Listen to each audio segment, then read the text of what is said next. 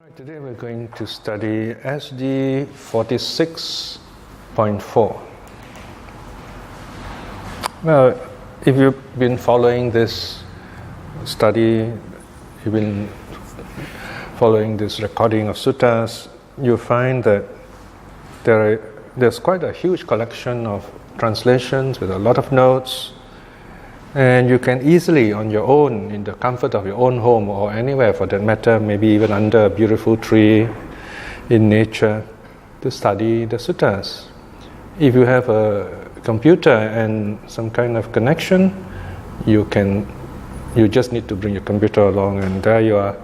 You can study the Dhamma anywhere. Now, there's a way of studying the Sutta Discovery series. You notice the structure. First, there is the sutta title, and then the basic information about the title that is on the top right-hand corner. And you also notice there are sometimes these alternative titles are also mentioned, because originally the suttas have no titles, right? The Buddha just kind of gave talks, and then the monks, like editors, he would collect these teachings and edict them. And kind of at the end of this collection or chapters of suttas, they would summarize the titles by giving some keywords. Then in time, these keywords in the Udana, this Udana with a double D, that is like a colophon, as we call it in modern scholarly lingo. That's where you get the titles from.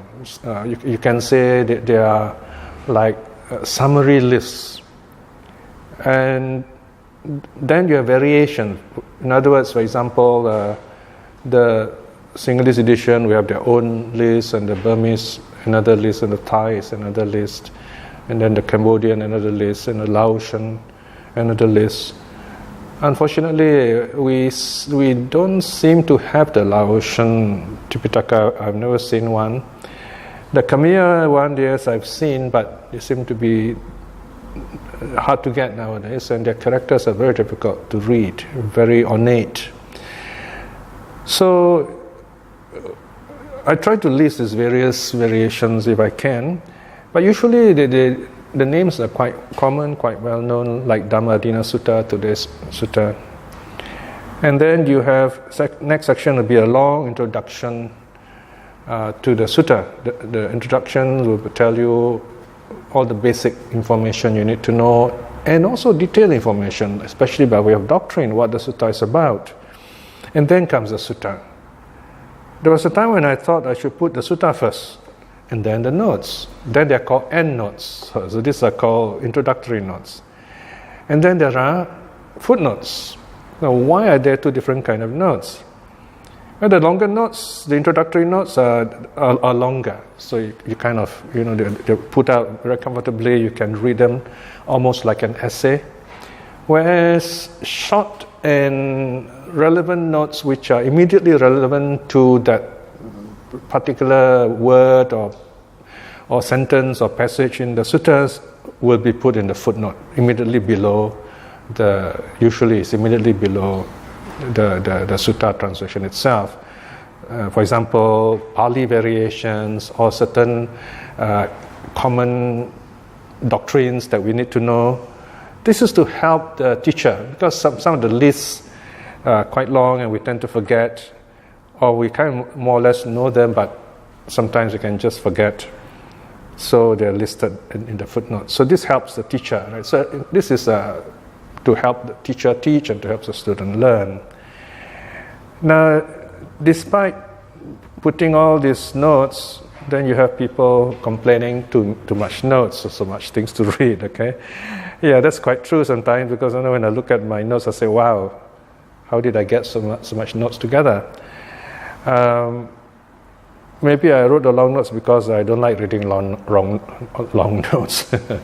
Anyway, they're useful if you want to teach, you want to run a course, or you want to compare suttas. So what you should do is, my advice is, if you are new and you don't like reading long notes, go straight into the translation, the sutta itself. Read through the sutta, and again, there's a way of reading the suttas. You don't have to read everything. You glance through, and then you see those passages that captivate you. That is your good karma ripening.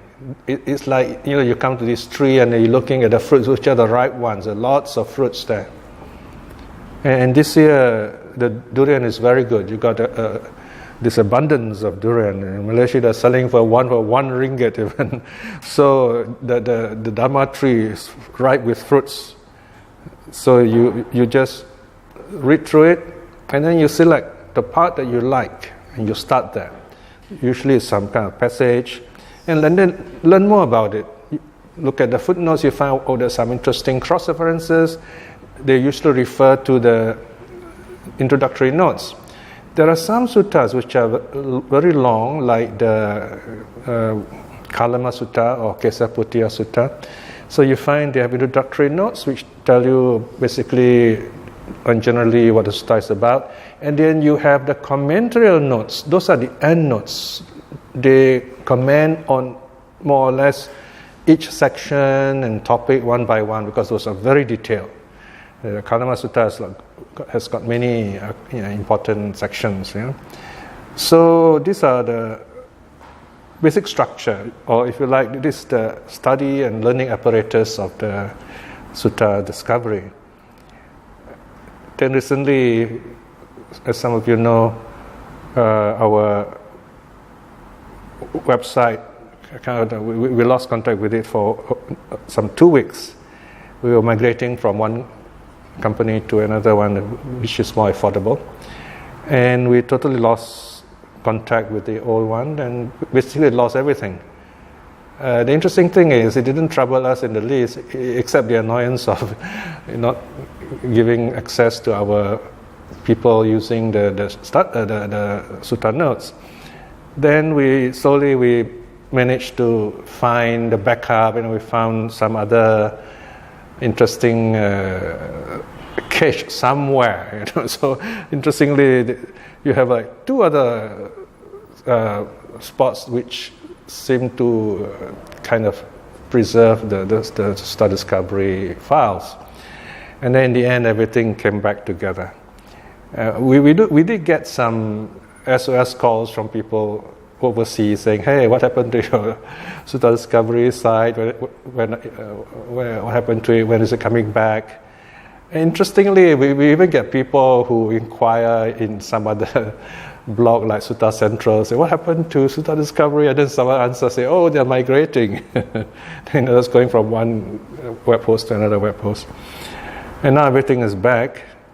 So I can imagine suddenly, if you are in some remote area of the world, you are interested in studying suttas, and then there's Sutta discovery is just gone, you suddenly feel that you have no more teacher.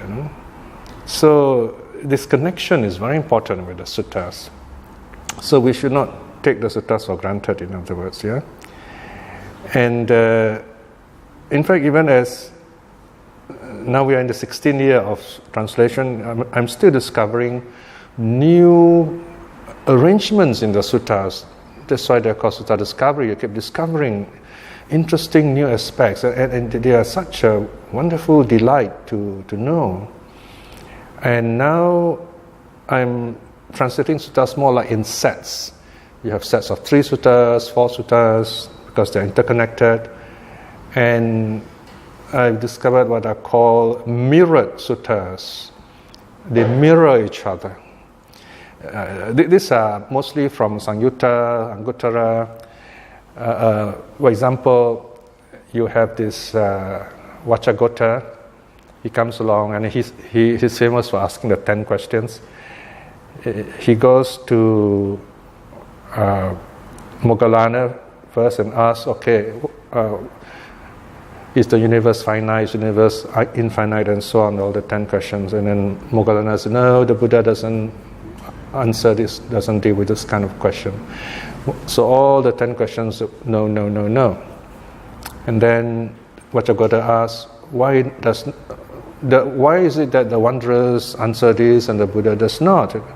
And then Moggallana explains. And then Vacchagotta goes away. He goes to the Buddha himself this time. And he asks the Buddha, the same question, and the Buddha gives the exact same answer. Okay, so you have two parts now. They mirror each other. First, Vacchagotta asks Moggallana, and then Vacchagotta goes to the Buddha and asks the Buddha. So you have same cycle, except the one question is different. Then the conclusion is unique. So what happens here is Vacchagotta, at the end of these two interviews, he says, "Oh, this is amazing, this is wonderful, that teacher and pupil both give the same answer, exact same answer." So this is one example of a mirrored sutta. Now what's interesting is you have two mirror suttas mirroring each other. So we have four suttas, but they come in pairs. So you have this, what I call the Vacchagotta Moggallana Sutta, that's just the one I've described to you. And then you have the Vacchagotta Sutta, the second one, which is where he asked the Buddha. Now, in the case of the first one, the answer revolves around, I think it's the six senses. And in the second one, where Vacchagotta Moggallana Sutta, Vacchagotta goes to the Buddha first, and the Buddha answers using the five aggregates. So then Vacchagotta goes to Moggallana. This time the sequence is reversed. It goes to Buddha first and then goes to Moggallana and asks the same question again, the 10 questions. And this time Moggallana answers using the framework of the five aggregates also. Again, in the conclusion, Moggallana says, "Wow, this is amazing." Vacchagotta says, "This is wonderful." Teacher, pupil gives the exact same answer. So you have a very interesting situation where you have a mirrored sutta and there are two versions, the two pairs of mirrored suttas. I thought these are the only ones there, but then I discovered there are many more. So you find it's a very interesting way the suttas are structured, and it kind of tells us reinforces certain important ideas. Right now I'm working on a set of 5 suttas. They're not actually mirrored suttas, although I think a few are, but they are more like they're talking about what happens in the mind of a meditator. So one of them, in fact, a number of them, Ananda asked the Buddha, "Is it possible that when a meditator is in deep meditation, he does not see he does not sense the eyes, does not see form, does not sense the ear, hear sound, and so on. In other words, does not experience anything out there. And yet he is percipient. He perceives things. Right? So this is one sutta, right? And then in another sutta, he asks a similar question, but this time the verb is different. He asks the Buddha, and on another occasion he asks Sariputta. In the mirrored sutta, he asked Sariputta and asked the Buddha whether the keyword there is attentive, attend to. Okay, so you have 2 words here: perceive, attend to. Okay, but both of these has to do with the nature of knowing in meditation. Now, the word cognize is not used. The word know, pajanati, is not used. It is so. In other words, here what we're saying is, I finally found a sutta which tells us about the mental process during deep meditation in jhana. Now, it's all there. The problem is whether you know it or not. There are scholars who actually have seen the suttas, but they interpret it just the opposite of what I feel should be the case. So, in other words, I think it's a wrong interpretation from their point of view. So here we have this meditator deep in jhana, and all the suttas say that they can know things, and yet they do not experience any of those like seeing, hearing, smelling, tasting. They don't experience that. Okay, of course, they don't hear sounds, even though they may be in, say, the formless jhanas, but they don't experience what's going on in that jhana, but they are in that jhana. So there seems to be not a contradiction here, rather two opposing states in tension. The meditator is in that state, but he does not experience that state in a sense that he's not saying, "Oh, I am the fourth jhana," and he doesn't say that. If he says that, it's clearly he's not in the fourth jhana. The question, the point here is, Ananda is asking. He's in the fourth jhana, but he does not know it in a manner of speaking, but yet he can sense it. Is that possible? It's quite a tricky question. I mean, if you do not understand meditation, it's a nonsensical question. I mean, in the Aristotelian way of thinking, is either yes or no, isn't it? But here you have two things going on. The meditator is in deep meditation. He's not saying, I'm in this jhana, I'm in that jhana, and yet he can sense it, you see. Now, this is where, from my understanding, you have to know the different levels of knowing. So, this is amazing. In the suttas, the Buddha actually differentiate different levels of knowing. Right now, as you are listening to me, you're paying attention, your mind also could be in many places, but you kind of can still listen to me.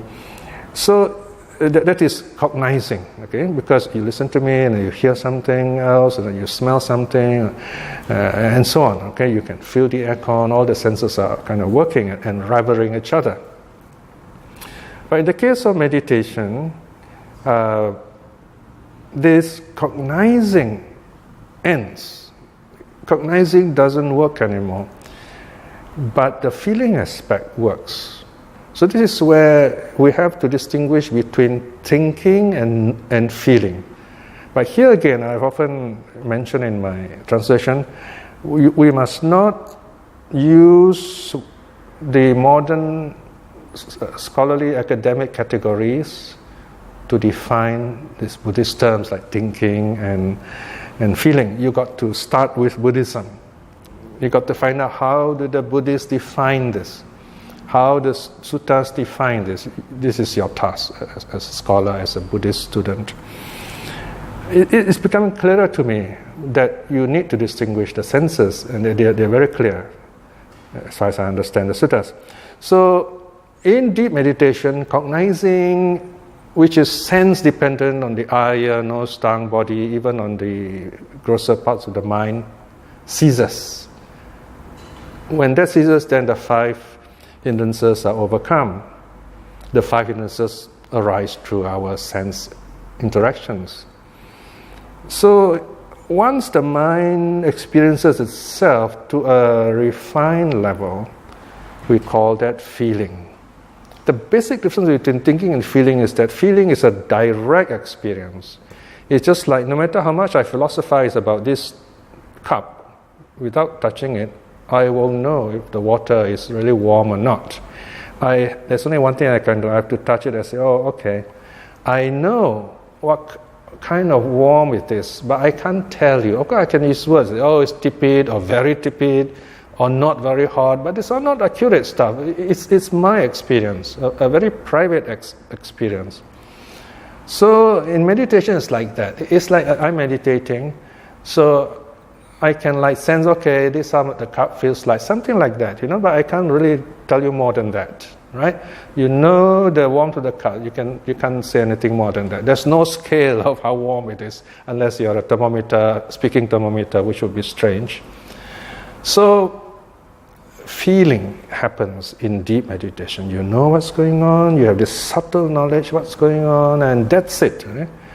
So this is what this set of suttas I'm working on now in volume 53b is telling us. Okay, I think it is 53.1920 something, the set of suttas. No? So this is a bit of update on what's going on now, and the translation is getting even more interesting after 16 years. Amazing, isn't it? The suttas are amazing, right? So that's why we should keep on trying our best to go into the suttas. Okay. All right.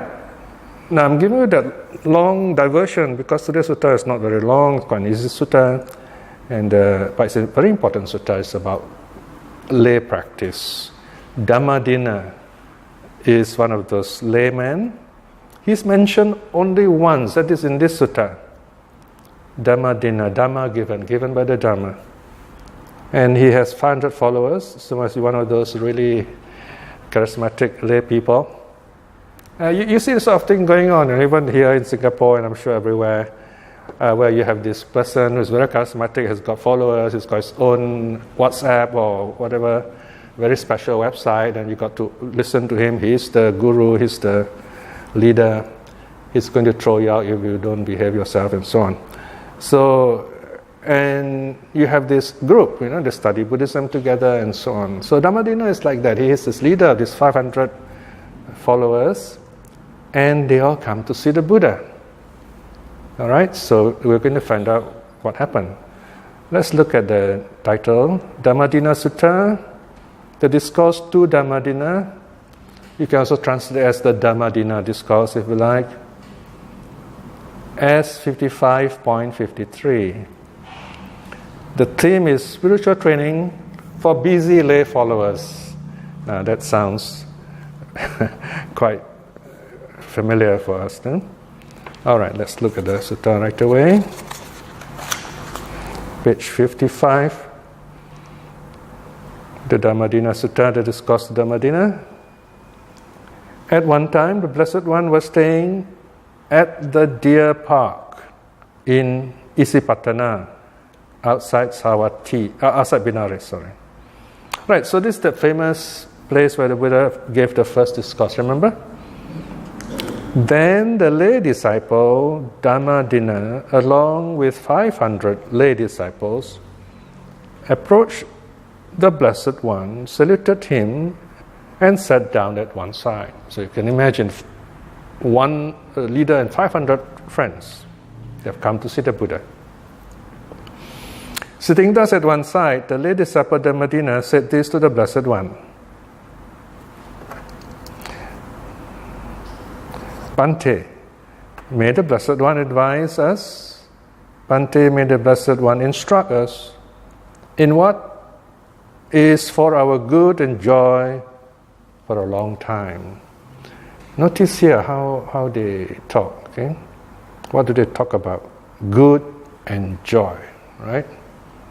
This is an example of what I sometimes like to use, the truth and beauty.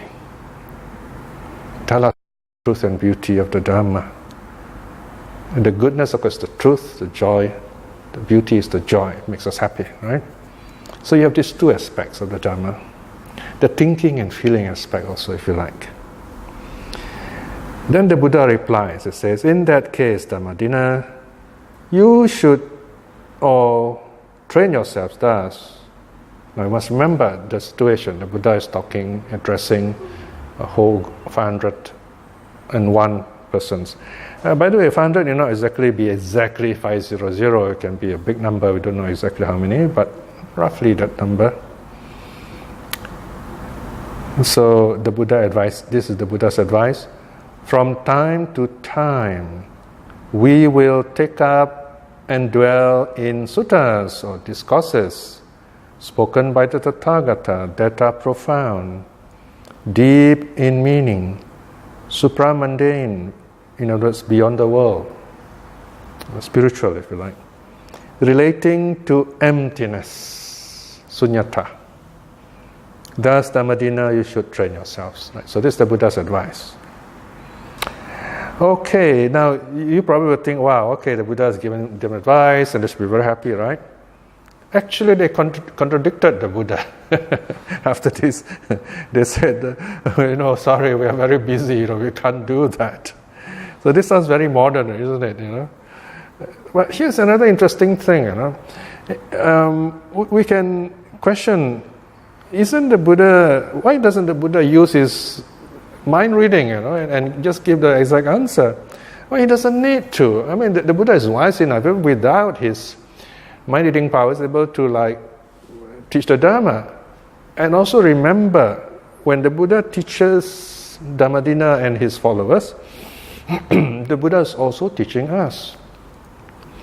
The Dhamma is timeless in the sense that the Buddha is addressing an ongoing audience, a perpetual audience, an eternal audience, so to speak, always there as long as the world exists. So that is why the Dhamma is important to us. As long as we have access to the suttas, we will hear this teaching the Buddha has given to Dhammadina. So it's not just to one person or even one group of persons. It is a teaching given to posterity, to us, and the future too. And this reflects a very familiar situation. I mean, busy Singapore or wherever you are. So Dhammadina replies, section 4. But Bhante, we dwell in a home crowded with children. We enjoy Kasi sandalwood, wear garlands, scents and makeup. We enjoy gold and silver. In other words, we use jewelry and money. It is not easy for us to take up and dwell in these suttas spoken by the Tathagata that are profound, deep in meaning, supramundane, relating to emptiness. Okay, so this is the sort of a protestation. But they have a very interesting request. So Dhammadina, on behalf of his followers, requests, teach us, Bhante, higher Dhamma, for we have been established in the 5 training rules. So we have some idea of their level of training here. They seem to be very busy people, and they're not studying the suttas. But here they ask for higher Dhamma. Now, higher Dhamma is not Abhidhamma. Here it is Uttari Dhamma. We can interpret this in different ways. Uttari Dhamma, one refers to jhanas. Number 2 can refer to superhuman states, superpowers, like psychic powers. Or in this case, it simply means higher teachings, some teachings they have not heard before. It is a progressive term, meaning teach us something that we can go further with, that we can progress with, in that sense. We often hear the Buddha would, in a long discourses, the Buddha would say, okay, I'm going to teach you the Dhamma, first practice, the precepts, moral training. Then the Buddha would say, that's not enough, there's something more. So that's called the higher teaching in terms of the progressive, the gradual teaching. Now notice here, what's interesting here is you have this group of 500 lay followers who in a sense reject the Buddha's instruction. The Buddha says, study suttas. And then they say, oh, we're too busy. This sounds familiar, isn't it? So that's why I'm not too upset when people tell me they have no time for suttas. But then there is something else. They should be practicing this teaching which is given here. That is the 4 limbs of a stream winner. Okay, so this is the teaching the Buddha gave. Notice the Buddha says in section 5, in that case, Dhammadina, you should all train yourself in this way. All right, so this, the Buddha is giving a cue. Get ready, teaching coming.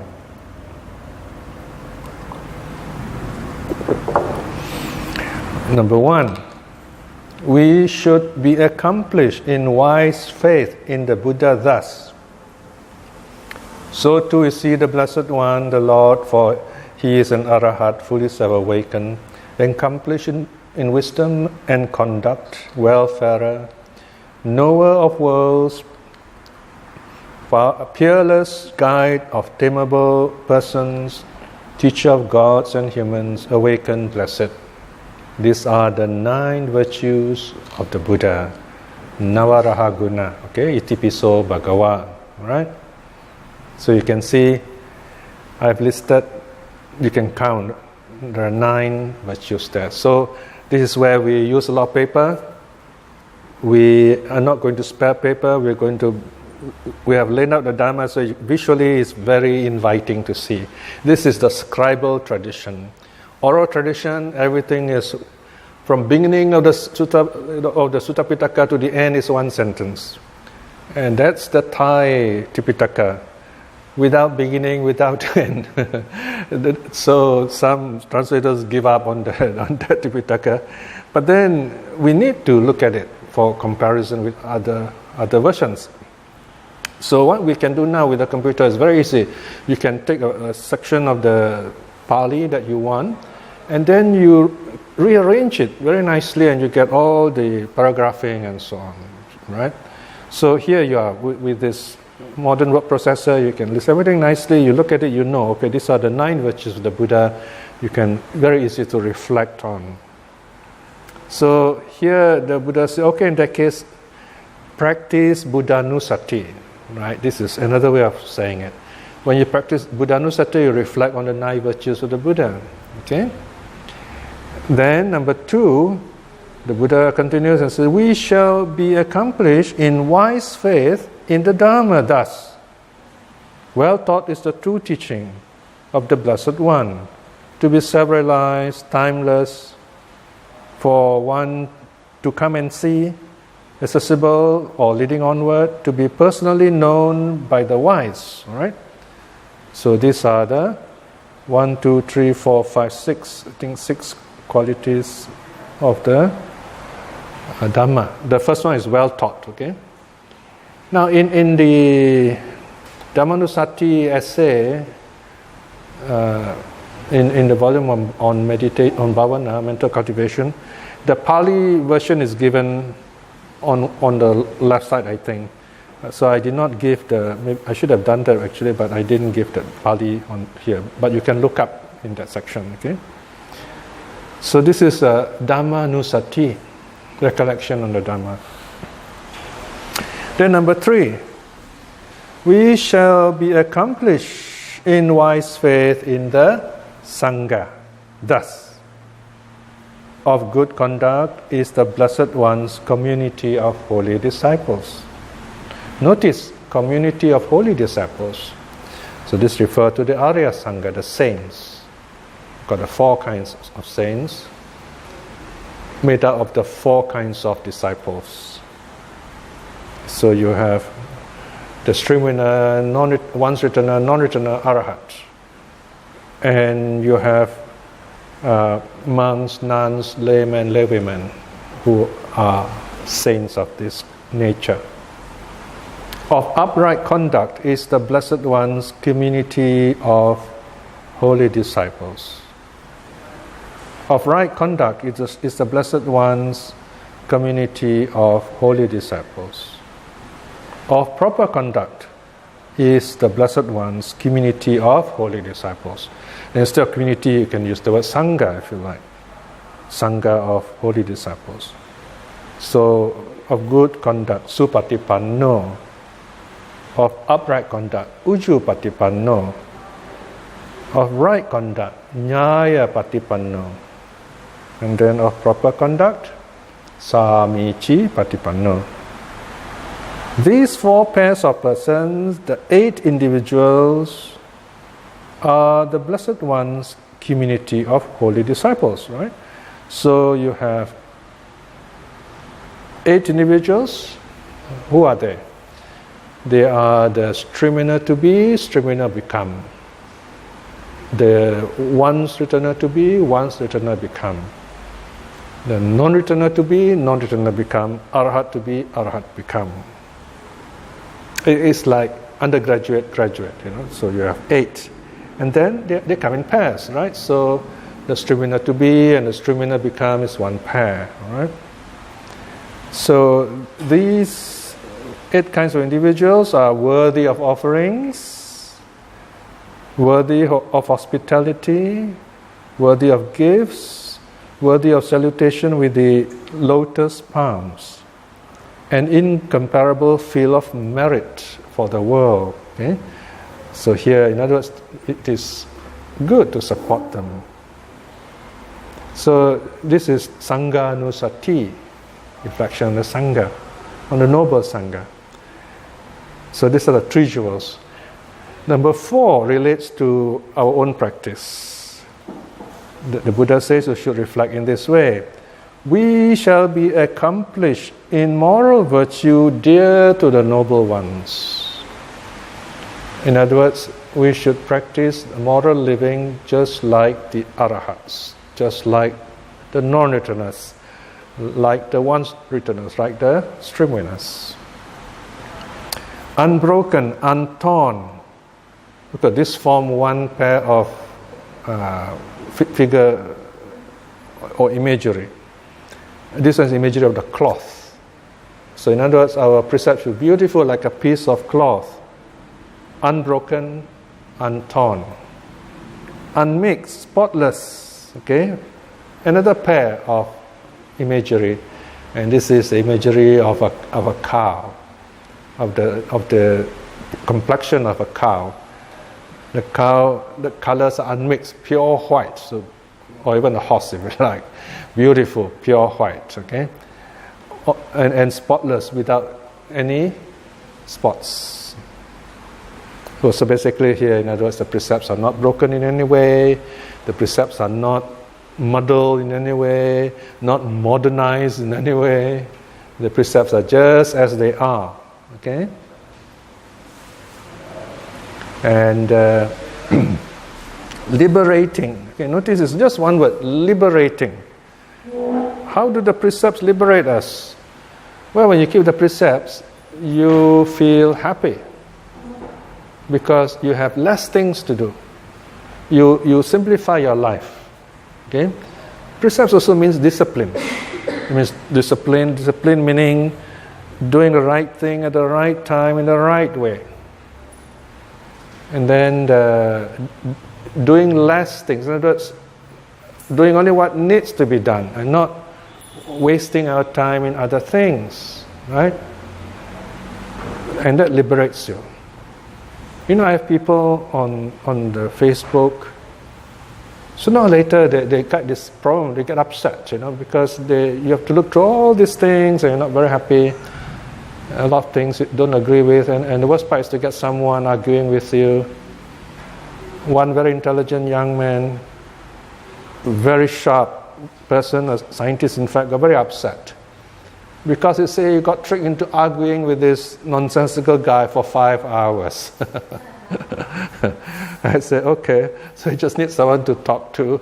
That he said he felt so bad that how could he be beguiled into this kind of stupidity, you know.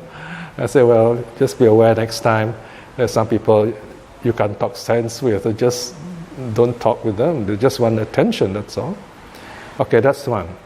Another one is you have people who do have mental difficulties, who are recovering from schizophrenia and so on. And I said it because they actually tell me this.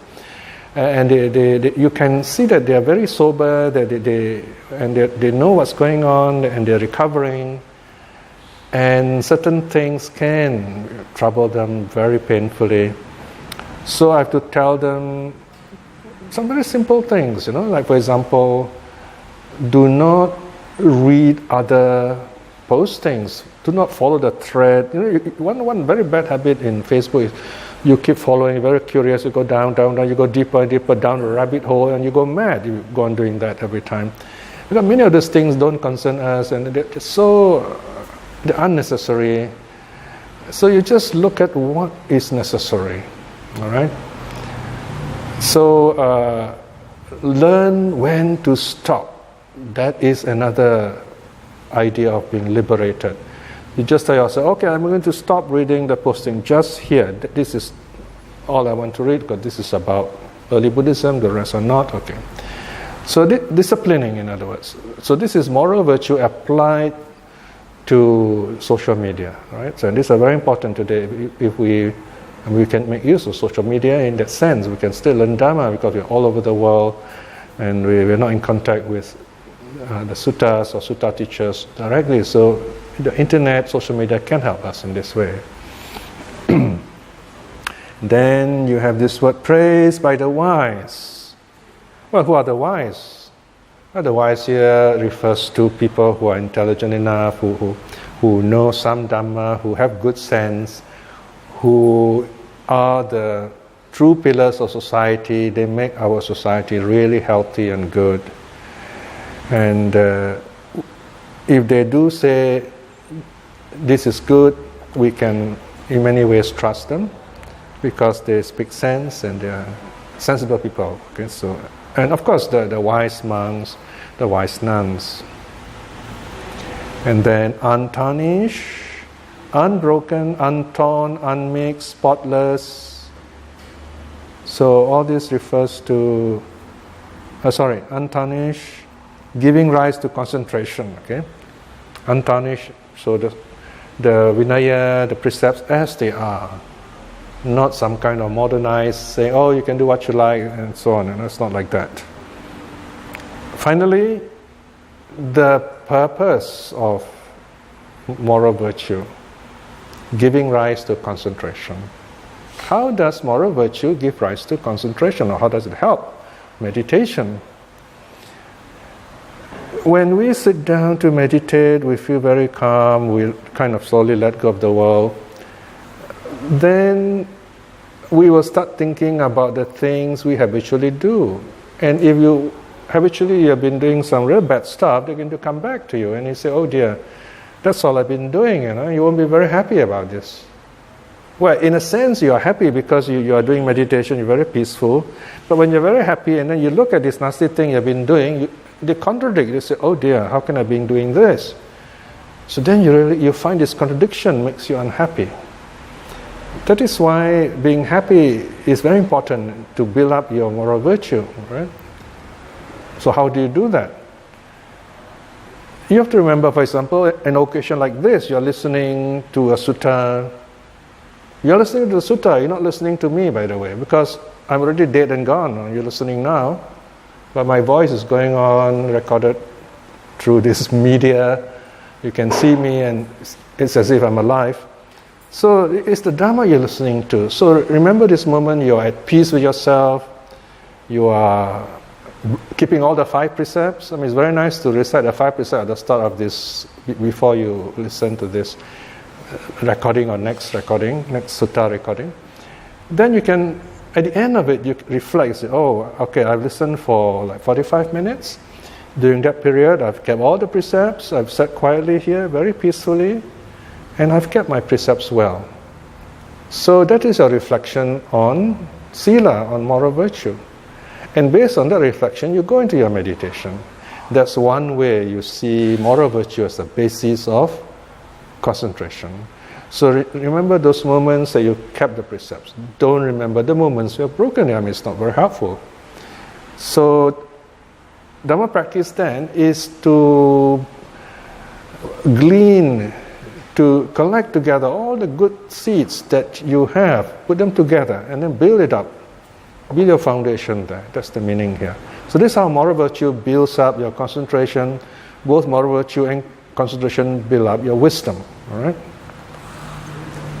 So this is the 4th quality to be cultivated. Moral virtue dear to the noble ones. Right? Okay, so the Buddha finished giving the short instruction. And what do this group of 500 lay people led by Dhammadina say?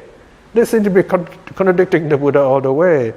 Again, they say 5.2, Bhante, as regards these 4 limbs of stream winning taught by the Blessed One, these states are found in us. We live committed to these states. Well, isn't that wonderful? Of course, we're not told, is this before the fact or after the fact? We're not told that, okay? I like to see it in a good way. I like to imagine here that they were naturally having faith in the 3 jewels. And they also were keeping the precepts well because they had teachings, they had listened to teachings before.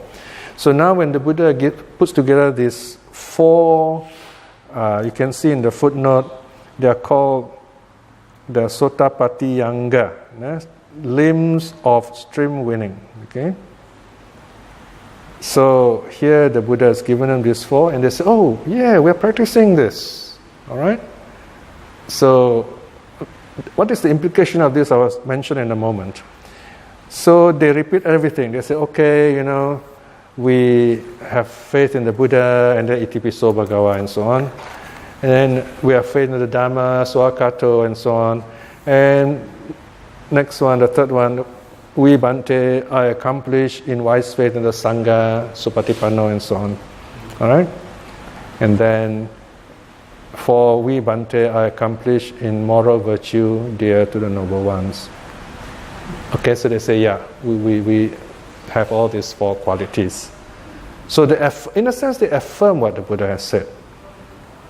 But the interesting thing is the Buddha is telling them you should practice it, but they say, yes, we're practicing this. So it's called affirmation. And then the sutta closes with the Buddha affirming them. 7. This is again for you, Dhammadina. This is again for you, Dhammadina. You have declared the fruits of stream winning. So from this last line, we know that, at least in this case, that Dhammadina and probably his followers too are stream winners. Yeah. So what's interesting here is the four qualities. They are called limbs of stream winning. In some places, they actually conditions during the stream winning, but here you see they're already stream winners, and they have those qualities, right? So that's why I say when you study early Buddhism, don't be too technical, right? Because these four qualities relate to stream winners, and they can refer to the stream winners themselves or qualities that make you a stream winner, which you must cultivate to become a stream winner. So you want to be a stream winner, you can. One way is build up your wise faith in the three jewels, understand what they are about, and then practice your precepts, right? So that will make you a true practitioner, and you head for stream winning. And the sutta ends here. Now that's very nice. According to my watch, it's exactly 12 noon. I think my watch is 10 minutes fast anyway. Okay, any questions or feedback?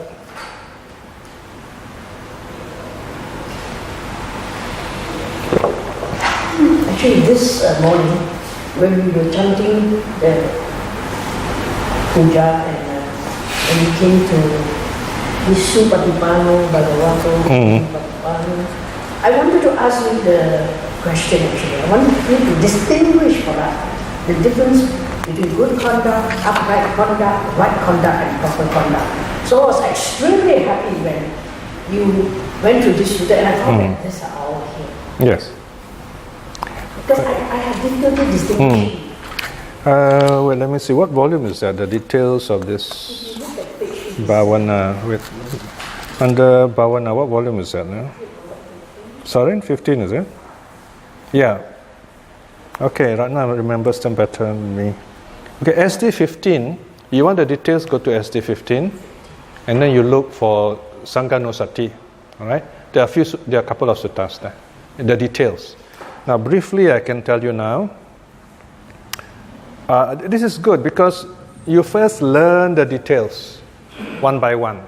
And then when you reflect, they just kind of flow through your mind like music, you know? You reflect. You don't even have to make an effort to think. You feel. So you enjoy the knowledge, in other words. So feeling is also an enjoyment of knowledge. Whereas thinking is the working for the knowledge, okay? So, of good conduct, supatipanno means they keep their precepts well. They keep the Vinaya well. I mean, the Arahat naturally will do that. They will not break the precepts. Then, in fact, notice they all have to do with conduct. Supatipanno and then ujupatipanno. See, patipanno? Patipanno, again, is another past participle, meaning practice. The conduct is already done there, like that, okay?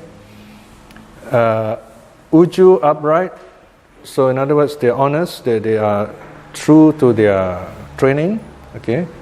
They live the spiritual life properly, they keep to right livelihood and so on, things like that. Their conduct is such. And then of right conduct, now, whenever you see nyaya patipanno, nyaya refers to the 8 precepts. Eightfold path, okay? So they have completed the path, the training of the path to some level, nyaya. And then samichi patipanno, their conduct is such that they are respectful to each other, to their seniors, and they are also worthy of respect, samichi, proper conduct.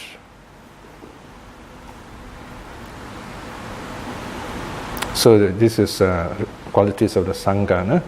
So you see there are 4 about themselves and then 4 how we should respond to them, the last 4. This last 4, ahuneyo, right? First one is ahuneyo. Now, ahuneyo comes from the Vedic term, ahuna. Those are the offerings made to the fire. They throw all this oil, what do you call that, ghee into the fire, they make offerings or this, some kind of food offering. The Buddha said it's all a waste of good, nutritious food, This is, you can offer this to the monks, don't throw them away. So ahuneyo, they're worthy of, instead of throwing to the fire, give it to the monks. And then pahuneyo, pahuna, it means hospitality, welcoming, keeping your door open to them. In other words, they can come at the right time for alms. Anytime they can come to your door. Properly speaking, monks won't come to your door and say, "Hi, here I am, I'm a good monk, give me alms." You won't talk like that. You'll just stand there quietly, and what do the monks come for? They come for alms, okay? So that's the proper way of a monk. And then dakineyo comes from dakina. You see dakina and then you have neyo at the end. The neyo suffix means worthy of, should be given, okay? Neyo, okay? Worthy of dakina. Dakineyo means worthy of dakina. What is dakina? In Sanskrit, dakshina. Dakshina means the right hand. Dakina is the right hand or right direction. The right direction, of course, the south also. We say southport. But actually south is different. South is left-handed. Anyway, dakina is the right hand. You give with the right hand. You give... Right hand, is it? Okay. But I don't know. Why is it southport is left-handed, isn't it? That's different. Okay. Anyway, so when you offer the right hand. In Asia, it's a very common thing. All right? So, but the real meaning of dakina here is the offering is an honorarium. This is the best translation, I think, that you give to the teacher. You see, because in ancient India, the students, they will go to some far village or some faraway place where the guru will live, in the mountains maybe. And it's like in China, all those kung fu centers, So they stay there for a few years, their teenage years maybe. And then they serve the teacher, they're fed and they stay there. And at the end of the training, they make an offering to the teacher. That's called a dakina. So the Buddha said, this also is worthy to the monks and nuns because they're your teachers. Dakina, right? And then worthy of salutation with the lotus palms, right? So this is kind of showing respect to each other. It's a common universal way of respecting. But it also means peace, with 2 hands together, no weapons held, right? So in other words, you are capable of inner peace, you are capable of spiritual development. And finally, the last line, an incomparable field of merit to the world. If you support these saints, you are doing something good in the sense that they are not businessmen, they don't go marketing, they don't do their own cooking, especially the monastic sangha. The lay streaminers and lay ones probably will still behave like laymen if they are laymen. But even lay non-returners and lay arahats, somehow they behave like monks. They will not use money, they will be very careful in dealing with anything. For example, the story of Gatikara, the potter, he would only take clay that are exposed at the river. He would not dig into the ground, so just take those clay and make pots with that. And he's also vegetarian, things like that, And he doesn't deal with money, so he makes pots and then he burns them, and then he puts outside his house, probably put a sign there, say, okay, you can take what you like, and I just leave behind food for me, So it's kind of exchange. A moneyless society. Now we're talking about a moneyless, a cashless society. It's quite out of date. The Buddha already had that idea long ago. A cashless society, which the early monks, it's the first cashless society. Okay? So there you are with the Sangha of the Arya Sangha. These are the qualities. The Sangha also 9 qualities, right? 9, 6, 9. Eh? Okay, anything else? Any questions or feedback?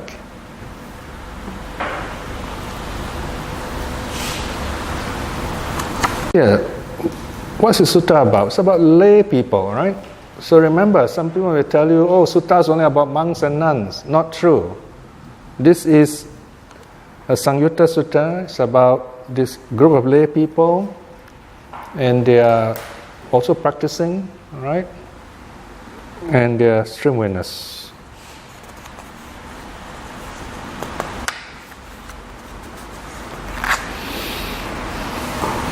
So no more questions, huh? The study here then.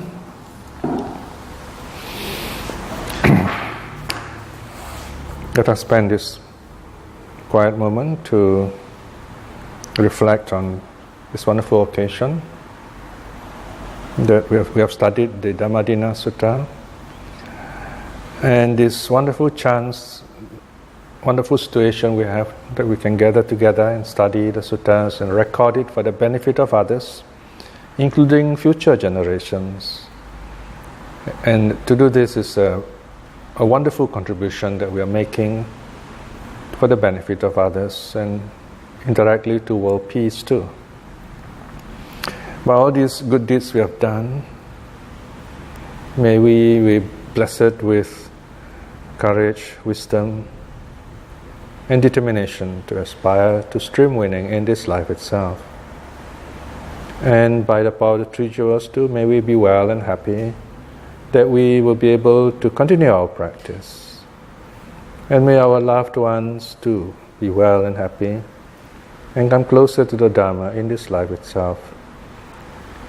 And by the same token, may those who have difficulties, who are lost from the Dhamma, to see the path in this way itself, in this life itself, so that they will realize the true teaching and awaken in this life.